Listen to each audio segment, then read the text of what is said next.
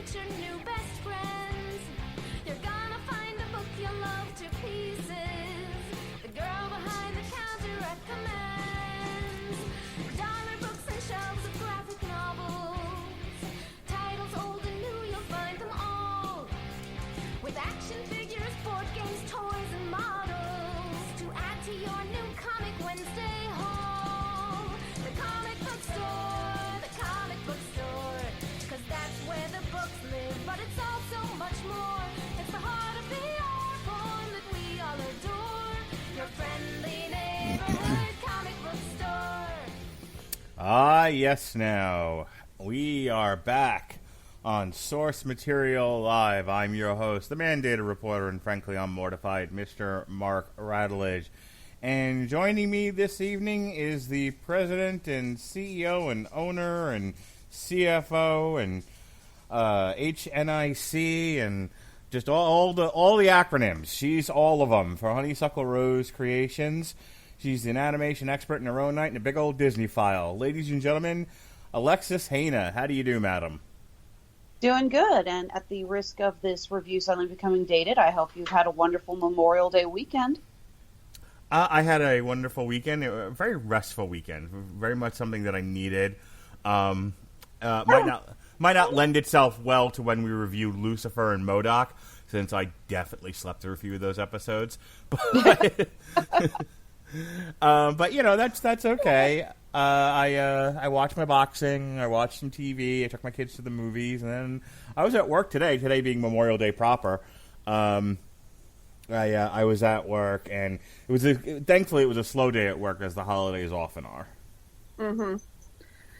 Glad it was restful for you. We had friends come in from Colombia to spend the weekend with us, hosted a game night, ended up taking them with us to a family barbecue. And, yeah, it's just like, so much for a restful weekend. I had a very eventful weekend, and I'm going to need this upcoming week to rest. Well, Alexis Hejna, if you've looked at the schedule, there's no rest for the wicked. You are, like, on half the shows in the month of June, most of them in the first 2 weeks. How about that? Yeah, I guess when you look at Dantes Inferno, that's my own ring. Well, speaking of Dantes Inferno, One hell of a segue, right? Yeah, well done. This week we are reviewing the movie Cruella, which is one of the Disney villain live-action remake, prequel type deals. They did this with Maleficent twice, as a matter of fact. They've done this here and there, and they plan to do more of these. And so since we're reviewing Cruella this week, I was like, okay, let's look at a Disney book. And I'm flipping and I'm flopping and I'm flying, and I'm checking out what Disney books that are out there that, you know, self-contained stories that we can look at, and I come across this. Disney Great Parodies, Mickey's Inferno. And I'm like, all right, you have my attention, Disney. And I look a little further, and as it turns out, this is a parody of Dante's Inferno, the Divine Tragedy. And I was like, okay, I don't know what this is. I haven't looked at it, and I'm not going to look at it until we read it.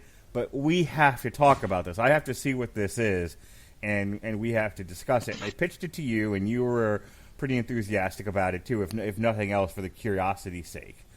So I have a Disney.fandom.com page. It goes into a little bit of the history here. Mickey's Inferno is an Italian comic story parodying Dante's Inferno, featuring Mickey as Dante and Goofy as Virgil and an array of Disney characters. It was originally published in 6 parts in Topolino, issues 7 through 12, spanning from October of 1949 to March of 1960. It did not receive an English translation until 2006, when an abridged version was printed in Walt Disney Comics and Stories, get this, Alexis, number 666. How droll. A complete version was released in 2016 by Papercuts as the first of a great parody series. And we've talked about doing a couple of these great parodies. I know you have, I think, what is it, Dracula or Frankenstein you bought? We have Hamlet, we have Frankenstein, and yes, we have Dracula.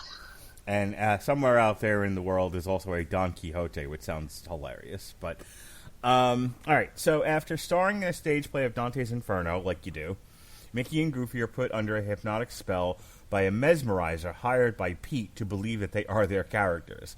They soon find themselves on a journey through the actual Inferno, tracing Dante's journey through the 7 circles of hell, which is what you think of when you think of Disney, now populated by a variety of classic Disney characters. The deeper Mickey and Goofy go, the more they begin to remember their true selves. Now, I have to ask you, did you read Dante's Inferno when you were in high school or college? Read it in college. I actually did an art series based off of the various different off of the 7 deadly sins, and I looked to Dante's Inferno for a lot of inspiration for that. Oh, very cool. Yeah, I think I was in AP English. I'm pretty sure I read it then when I was in high school. All right, so now that I know that this was originally from, like, the 60s, the artwork makes a lot more sense to me.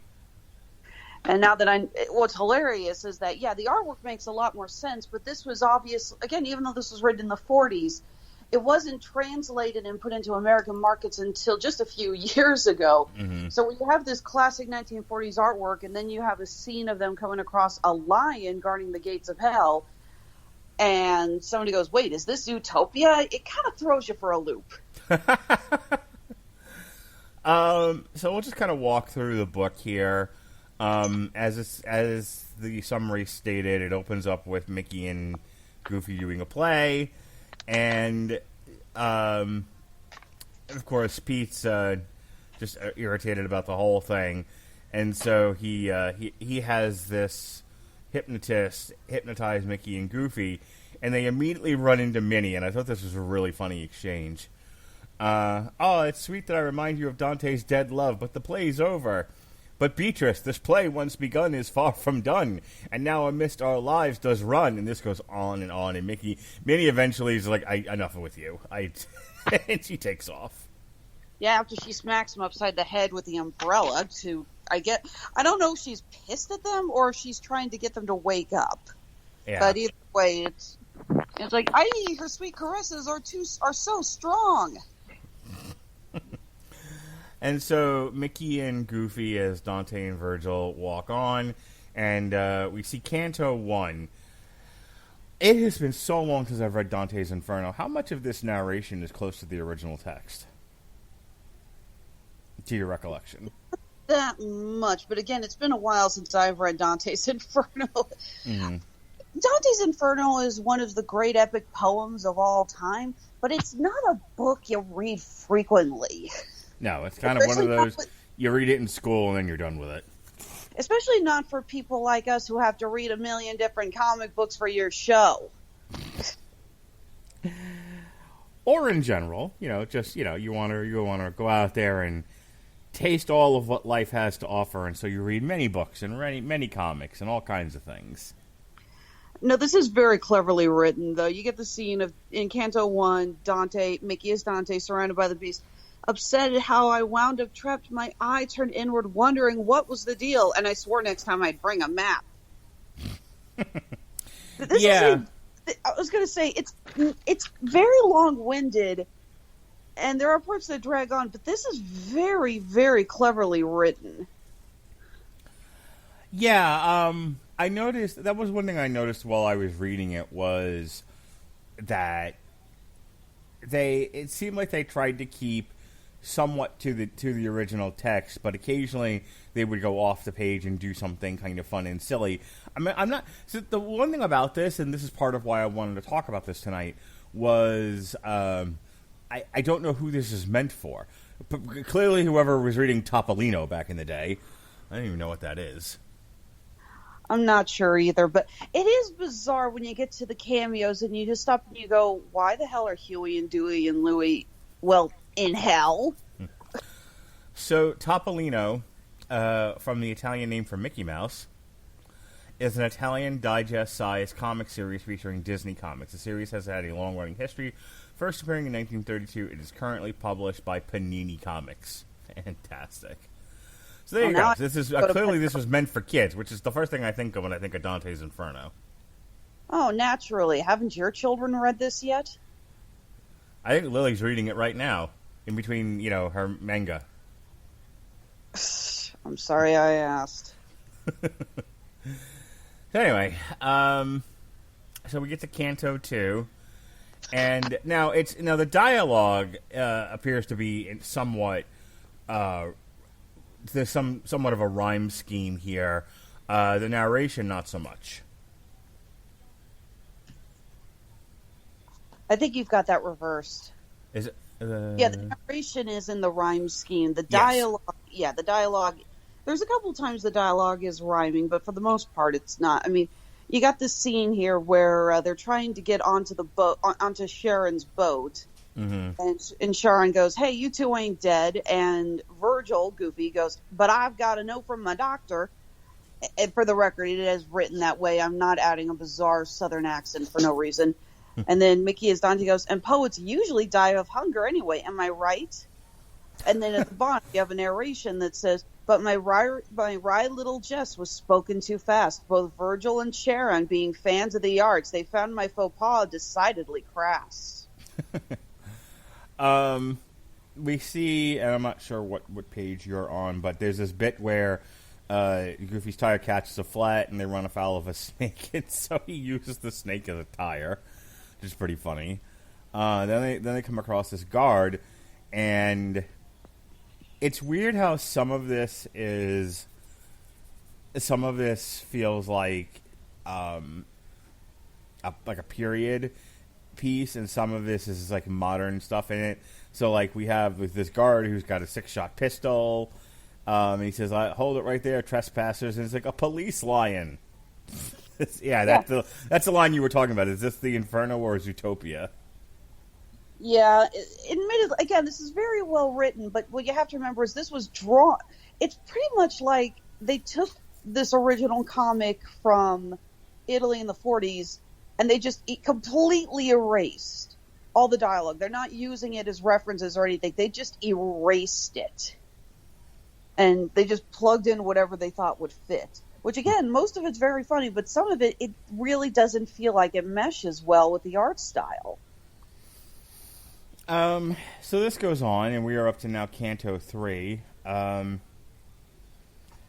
it was weird. I didn't know what to expect from this. See, this next bit here on page 8 is sort of evocative of Pleasure Island from Pinocchio, including the art style for the kids. Oh, yeah, there's Lampwick up there in the corner.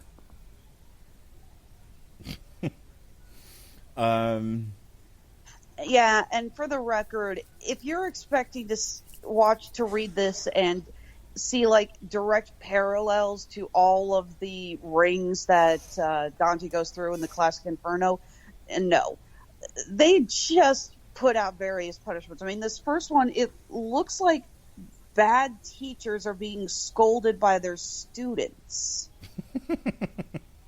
I mean, yeah, there's one where Mickey, as Dante sees his old math teacher, it's like, "I think I had math with that woman once, but she never made sense." And then, at the bottom of the page, you see the students beating the crap out of her with one. Actually, it looks like he's hitting her upside the head with a sledgehammer. Is that a lock on her nose? I think it's on her mouth. And if you see at the bottom corner, there's a kid pinching her butt with pliers. In a place full of shadows, maybe she wasn't real. Would that make her pupils the truly lost boys, trapped here forever with only anger to feel? All right. And then we get to a well. At length we crossed a lonely bridge far from the hoi polloi, where 4 famous men huddled by a well, looking tired, thirsty, and greatly annoyed. No one could draw a drop, from what I could tell. Their baskets were too full of holes, yet they still tried as if under a spell. This is where they run into Homer, and you know that because it says Homer on his gown. Of course. And then Julius Caesar. And then Gorgia, father of sophistry. I have actually never seen that word written before. I don't even know what it means. Sophistry? Sophistry, yeah. I've never seen that before. At one point, Julius Caesar was actually riding Goofy. "Onward, horsey, to victory! Great, now he thinks we're crossing the Rubicon." It's funny to see what passes for like sarcasm and like wry humor in this thing. Mm-hmm. Let's see. And then they run into... Who is this they're running into here? I get it. When upside down, your feet become your head. Ugly becomes beauty, so doesn't my hat become me? Wink, wink. Whoa, He's like, I don't know what you are. Yeah. She is philosophy, art's requited bow. Homer exclaimed, just in case I did wonder, rather than talk to her, I suggest that you go. And then we head into Canto 4 here. And before I continue, because this is going to be a very short review, there's not a whole lot here. Let me remind people that they did not use Grammarly to write this comic. But if you are writing comics out there or writing anything on the web, Grammarly's products may help you. As a matter of fact, Grammarly's AI-powered products help people communicate more effectively. Grammarly helps you write mistake-free on Gmail, Facebook, Twitter, LinkedIn, and nearly anywhere else you write on the web. Grammarly corrects hundreds of grammar, punctuation, spelling mistakes while also catching contextual errors, improving your vocabulary, and suggesting style improvements. To download Grammarly today, go to getgrammarly.com/W2Mnetwork. Again, that's getgrammarly.com/W2Mnetwork to download Grammarly for free. All right, so back to the book here. We go into the Barber of DeVille. Now, I know you were thinking about the Barber of DeVille Bugs Bunny cartoon when you saw that. Rabbit of Seville, of course. Let me cut your mop. Let me share your crop. Daintily. This is the barbershop of horrors, as opposed to a little shop. Yeah, again, the illustrations are kind of messed up here. We see these people being tortured. One dude's getting hot tar poured on his head. Mm-hmm. Another one, his face seared with fire so his beard will never grow again. Another dude's getting electrocuted with a beautiful 100,000 volt wave. You see at least one guy in the back getting his head sawed off. Barbaric barbers, all their customers smothered with razor saw and shocking hairdryer, regardless of any anesthetic druthers. Whether these lost souls would grow any wiser didn't matter. They'd had their chance, and the devils that served them would never tire. All right, that is where my copy ends. That's one of the real callbacks to Dante's Inferno. The fact that as he walked through, Dante felt pity, but he had to keep reminding himself these people essentially they made their beds; they have to sleep in it. Kept having to remind himself these people led horrible lives when they were alive. They are being rightfully punished. Dante's Inferno is often a good recommendation if you want to scare your kids into never committing another sin again as long as they live. Did the copy that you read, did it go any further than this? Because mine's over. Yeah, that's page 16 in mine. My book goes all the way to page 77. Oh, well, then you take over, because I got no reference here. Okay, so Mickey and Goofy as Dante and Virgil escape. They come across the River of Gluttony. Across the Horde River did Cerberus reside, keeping watch on the multitude trapped in hell's slime. With 6 eyes he scanned the pitiful tide. All around him, we heard the frightening cries of souls fetched and floundering in their own heavy current of lies. You see people surrounded by food. There's like a huge beach of people just covered in what looks like mostly hot dogs, just rings of sausage. Okay. And this is where you get a bit of weirdness, more weirdness, where Goofy falls into a pot of, I guess it's like just a boiling pot. And behind him are Huey, Dewey, and Louie, who try to eat him when he's taken out of the pot. Oh, my. Yeah. Hey, this poet's all skin and bones. His goose, once cooked, was served like fresh game. Despite how tasty he looked, all brown and sautéed, the brothers felt cheated and began to complain. The cook was insulted. He loved his filet. You boys, he said, are way too picky for me. But just the same, he checked the entree. But the weird thing is that then after this, the triplets attack the devil who's cooking, shove him into the pot. And for doing this, they're lifted into heaven. It's like, hooray, finally we are out of here. Shortly I realized while the ducklings had toiled to redeem their bad habits and set themselves free, they had to make certain the devil was foiled. So then we go to Canto 7, where Pluto is waiting for them. And Mickey and Goofy throw him a bit of food, and then he's lifted into heaven. And then it says they're all good doggies when their bellies are full. Okay. Pluto's reaction was off the charts, like a dog devouring one of his snacks. His yipping gave us plenty of time to depart. In the fourth circle, we have a teller who is being burned alive by flames that are being fed by stacks of money. The teller they caught was a cheat and a liar, who I remembered as Eli Squinch, money being his soul's desire. And the teller goes, Mickey, I beg you, take some of the money to slow the fire. Mickey, I'm Dante. Either way, I couldn't carry enough to make a difference. Much as I'd like to help folks in a pinch, I sensed that his punishment had been rightly earned from a lifetime of being a dastardly Grinch. Too late now for lessons earned. He held onto his cash for so very long that each penny saved had become a penny that burned. Okay, then we move into Canto 8, which mostly just a lot of people drowning in this. It's a happy Disney book. Again, I ask, who is this for? Oh, it's the River Styx. Okay. Okay, the River Styx. Yeah. So, yeah. But the people who are in the River Styx, they're all fighting each other. Welcome to the Sea of Hate, the angriest place below the earth. It's like a soccer match. With fists, hips, and feet they all flogged. Who knew how many parts of the body can hit? If it weren't insulting to canines, I'd call them mad dogs.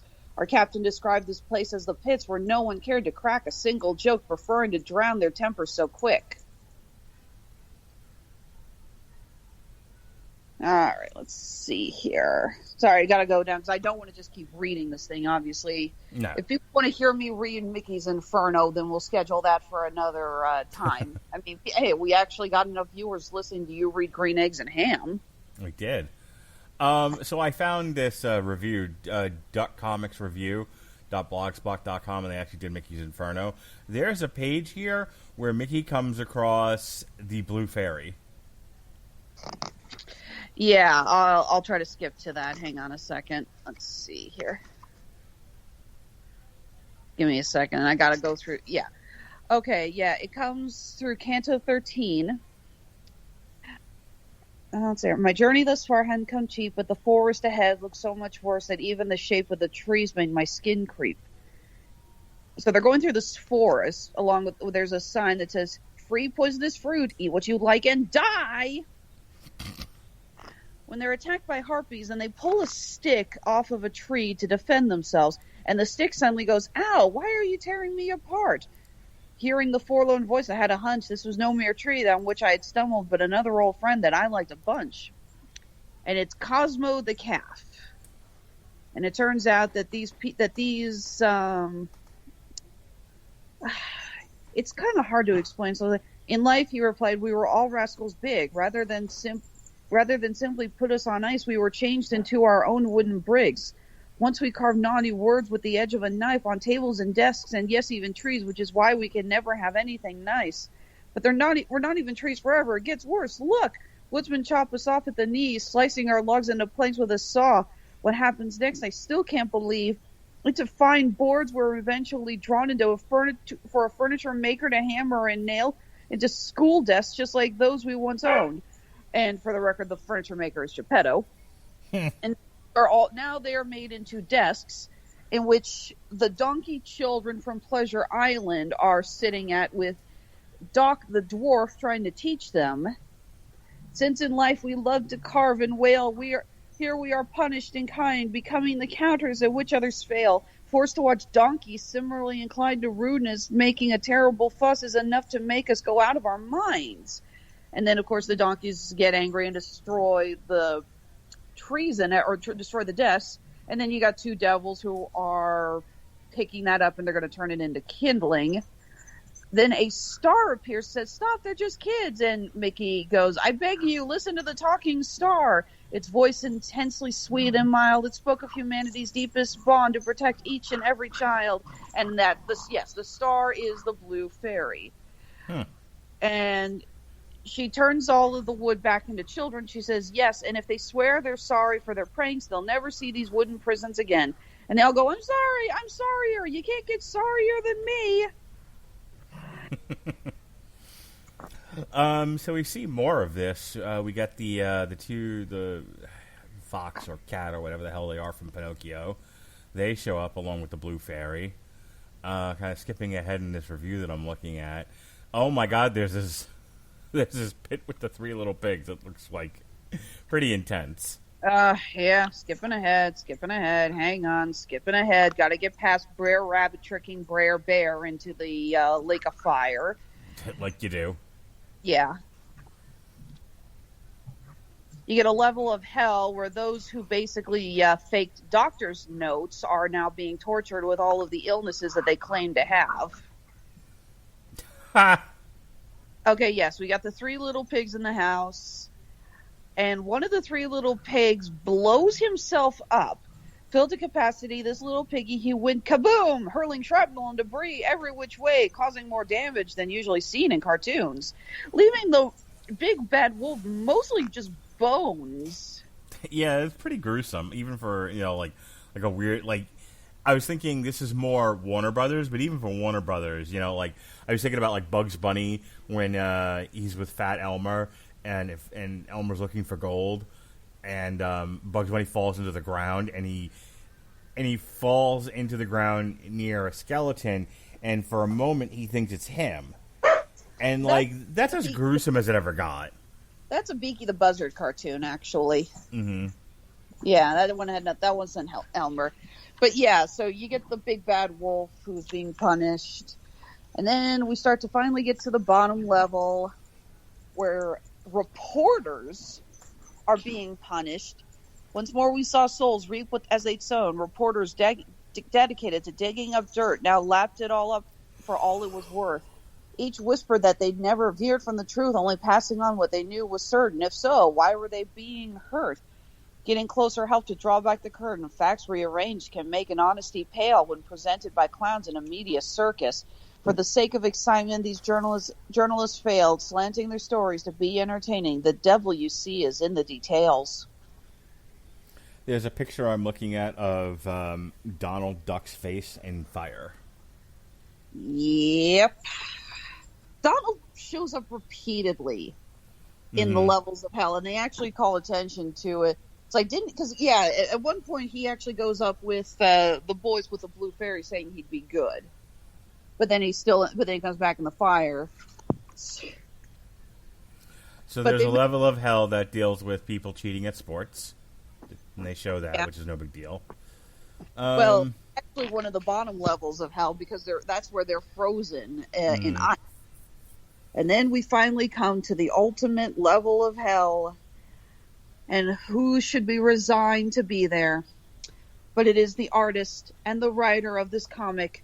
And they are being punished by Dante himself. Before two sad creatures, the true Dante was found jabbing them with giant pen made years after his death in just revenge for poetic sins most profound. Tell them how you betrayed my life's work. I wrote the script, but in my defense, this is a lousy translation. That's funny. All right, so how does this thing end?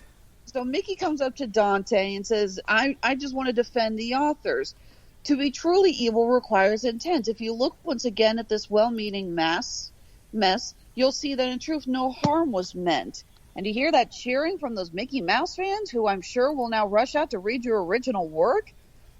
And Dante goes, you think? Of course your classic verse is the best, but throw in a few puppets in cartoons, your readers will triple. Well, more or less. And then Dante goes, fine, they're free. Now go pick on Milton or someone. And yeah, it ends with them writing Dante's giant pen out of hell. Ciao, Dante. Goodbye, fellow poet. Sorry again, you're the best. Whatever, just go already. Oh, my country, lift your head, worn from suffering, smile once again. Oh, beauty among beauties, oh, mother among mothers, cease your weeping. The sky lights up for you, sparks fly free, shining to brighten your path even more, so that you once more the stars may see. The end. Or Finn, as it actually says. All right, so you actually got to read the whole thing here. I only got to read part of it because that's what I could find online. So, what did you think of this overall? It's a Dolly-esque head trip. It's so surreal. But I loved it. I mean, again, you cannot take this seriously. It's freaking Mickey Mouse and Dante's Inferno. You know, I mean, how seriously can you take it? Right. It's not a direct adaptation of the book, and they're not truest of the true Mickey Mouse characters. These stories have been folded together to make this. This is not to be enjoyed by little kids, and it's not. I don't know if it's even to be enjoyed by Dante purists. But if you have a sense of humor and you're willing to just kind of take this with the world's largest grain of salt, I think you're going to love it. What I saw of it, I mean, you know me. I unlike some of our cohorts on the Radulich and Broadcast Network, and a lot of people around the world, I am not always concerned with the freshest, most ripest, most bestest fruit. I'm willing to bite into something that I don't know how it's going to go, and I'm willing to accept that some things are not going to go well. So, like for me, you know, when we do comic stripped or we do source material, I'm always willing to take a chance that something might not be great, but I'm curious about it. I want to see what this is, and so I'm not unhappy that we did Mickey's Inferno. It's a weird book, and I think part of it also might be it's, you know, 80 some odd years old. Roughly. Yeah, my math is 50, 70 years old-ish. Mm-hmm. You know, and I've read a handful of Disney comics from, you know, mid-20th century. I've read the Don Rosa, Uncle Scrooge. So I'm used to this style of artwork. I'm used to this kind of type of humor. As it's presented here with Mickey's Inferno, I mean, it was bizarre, but not unworth the trip. Yeah, I'll go with that. I am glad I'm going to have this book on my bookshelf. You know, this is definitely going to be a great conversation starter for the future, and I can't wait to loan this out to my friends. You took the words right out of my mouth. I'm like, this is a conversation piece. Like, you know, you're kind of sitting there and you're hanging with your friends, you might playing some video games or tabletop games. You're just kind of like casually chatting, you know, drinking or whatever, and be like, by the way, have you ever heard of like the Disney graphic novels where they take great books of literature and shove Mickey Mouse in there? Like, no, like what? And then you just casually drop in them Dante's Inferno, and they go, you know, that's how that goes. Yeah, pretty much. I know so other ones, and we'll work these into the schedule. It's hard because it's packed pretty tight with stuff related to other things, but I do eventually want to get to these other ones. There's Frankenstein, there's Don Quixote, which is that's high on my list. There's Moby Dick, and then there's Hamlet. So we will work these in over time. In the meantime, go ahead. I've already been reading through Hamlet, and it kills me just how much they PG'd it up. Let me put it this way. When Polonius... okay, you know in the classic play, Polonius is killed when he hides behind the curtain, and Hamlet thinks it's Claudius. Well, Polonius doesn't get killed. Polonius just gets his foot stepped on, and he starts screaming in pain. That's funny. I can't remember if it's Hamlet or Macbeth or both that I used to own a heavy metal interpretation of. Like some band just straight up did a metal opera to either Macbeth or Hamlet or both. Nice. Yeah, it used to be one of my prized possessions. And as a matter of fact, let's see if we can find it on AmazonMusic.com. Let's see, Metal Macbeth. see if we can find it here.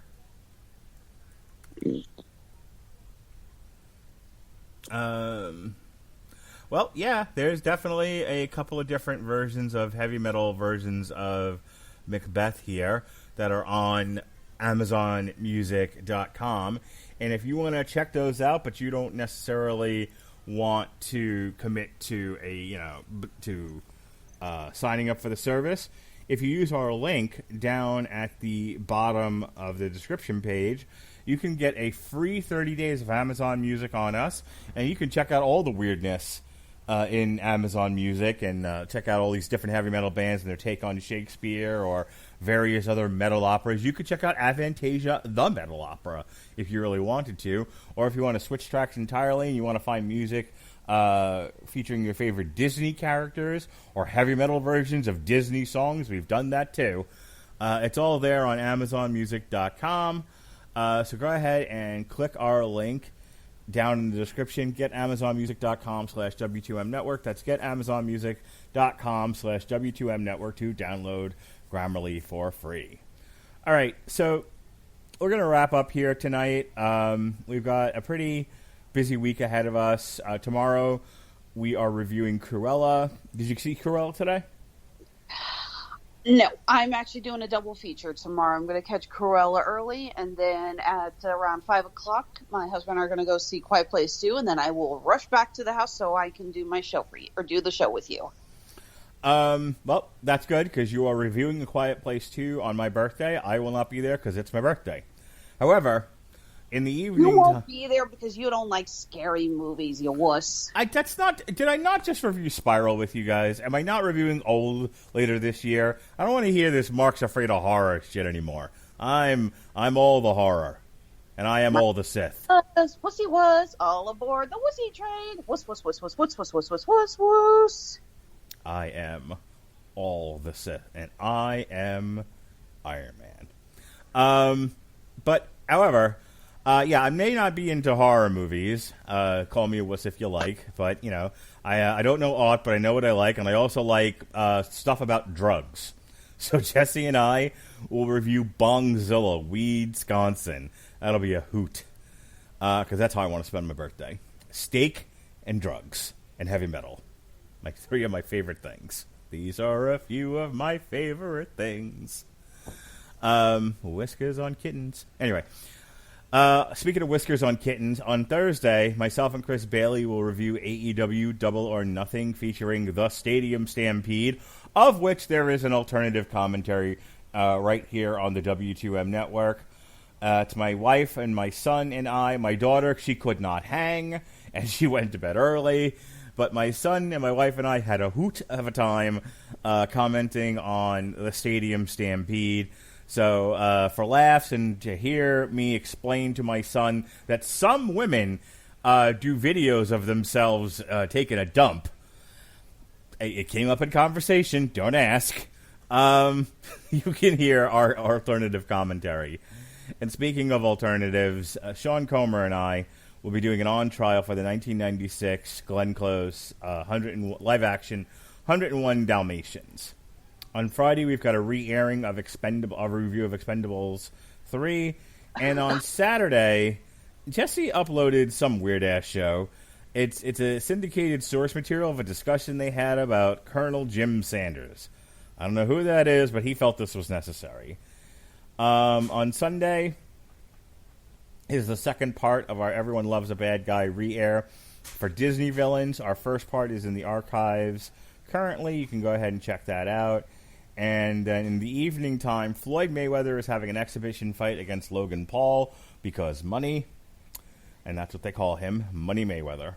So myself and Robert Winfrey, who I'm sure if he hasn't used drugs before, will probably use drugs to get through that. We'll do alternative commentary for Mayweather versus Logan Paul. All right, what do you got going on these days? Well, here at Honeysuckle Rose Creations, the intersection of geek and chic, normally today we'd be wrapping up our Memorial Weekend sale, in which everything in both shops was 15% off. But you know what? I decided I'm going to extend it one more day. So you have until Tuesday, June 1st at midnight. Wait. Are you going to extend it one day more? Still Les Miserables there for you. You just couldn't escape getting to sing on this, could you? I'm a simple man with simple pleasures. Simple kind of man.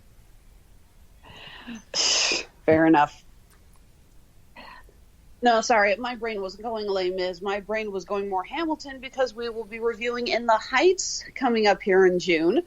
And we're going to probably turn this into a bit of a discussion on the evolution of Lin-Manuel Miranda's songwriting capabilities, as In the Heights was actually his first major musical. So, since we're all about the Lin-Manuel Miranda, that's two things now that you may have inadvertently gotten yourself backed into. Because, see, we're doing In the Heights, right? So then we got to do his animated one. We got to do the one that's coming on Netflix. What's it, Vivo? Well, let's face it, you knew you were going to tap me for that just because it's animated. And who else watches more cartoons on this network than me? This is true. But the other thing is at the end of the year, they are doing a not live action, they are doing a cinematic in theaters movie for West Side Story. Because when you're a jet, Alexis, you're a jet. Of course. But hey, this one's coming to us from Spielberg, so, there's something there. Yeah, we'll have to sneak that one into... So Vivo doesn't have a release date yet. But West Side Story does. Yes, sir. West Side Story comes out this December. You and me are going to have to talk about it. And possibly Lily. I had to play Maria in marching band. Did you really? Yeah, clarinet. I have actually never sat through the entire West Side Story. Believe it or not, I haven't either. So this will be an experience for both of us. And this will actually be in theaters in December 10th, as a matter of fact. Should we watch the original firsthand so we can do a comparison, or should this is an honest question? Should we do that, or should we watch it as people who know West Side Story? Obviously, we both know what it's about, and we know the plot, we know everything about it. But should we watch it as someone who can compare it to the original, or should we watch it with blank slates? What do you think would be better for the show? I don't know. That's a very good question. I don't know. Jesus fucking Christ. There's a part of me that, because I know I'm going to bring my daughter to it, there's a part of me that's going to want to just, let her experience it without having known what the first one is, just, see the story for the first time. But there's also a part of me that's well, this is what the old one looks like. And then let's compare it to the original. And then I can hear her pester me like she does with Aladdin. We should do a compare and contrast podcast. This kid pitches me ideas all the time. and I react about the same way I react to the rest of you pitching me things. I'm okay, leave me alone. Get out of here, kid. You're bothering me. Now, when we pitch you ideas, you actually say, find room in the schedule and record it yourself. You ain't lying. Yeah, it's how many times have Robert and I said, hey, we should talk about this show, or I've called you up and say, hey, this is trending, we should probably talk about it so we could, try to ride with the trendiness, and you're just shoot me now. All of that's true. All right, and you have more plugs, yes? Yes. I didn't get to finish. Like I said, one day more, 15% off everything in the Etsy and Handmade at Amazon shops. Of course, you can check out our Facebook, Twitter, and Instagram. We will be uploading some more stuff onto the shop very soon, because if I don't create something at least once a month, I go stir crazy. And a reminder that in July, back on the road, we're going to be hitting KC Crypticon. This is a horror-themed convention. Really excited. Billy Zane is going to be the guest of honor. I am so happy. Tales from the Crypt Demon Knight is one of my favorite horror films, and I am determined to get him to sign my DVD. That's so cool. Looking forward. Well, I've got two people who are begging to be my assistants for this, and thankfully the booth came with 2 badges, so I can probably escape from my table for at least a little bit. For a little while. Well, and also, of course, we have coming up Tripped Up Trivia's next round. We are always looking for contestants, not only for June, but we will be playing this every month. June's theme is going to be female superheroes. So excited for this. We just got done looking over a bunch of the theme questions that Jesse Starcher and I will be using. We're going to be looking at suggestions for questions around Black Widow, Wonder Woman, Adam Eve from Invincible, Sailor Moon, Chun-Li, Samus. It's not just comic books. And of course, in July, really looking forward to this. The theme is going to be Warner Brothers Animation, Looney Tunes, Hanna-Barbera, Tom and Jerry. We're going to have so much fun with this one. So go ahead and hit us up on Twitter or Facebook if you are interested in playing with us. Again, we're always looking for contestants. All right, folks, that wraps it up for us here on Source Material Live. Come back tomorrow for our review of Cruella. I've been seeing in various blogs and YouTube reviews and whatnot, some people seem to have enjoyed it. Other people think it's dreck. So it's pretty. I mean, I don't know if polarizing is the right word, but it's definitely got a split audience out there. So we'll discuss it. We'll see if Robert Winfrey doesn't walk into the woods to live deliberately. All right. If he didn't do that after Birds of Prey, he's not going to. All right, folks. So that's it. That's Alexis Hejna. I'm Mark Radulich. This has been Source Material Live. Be well, be safe, and behave.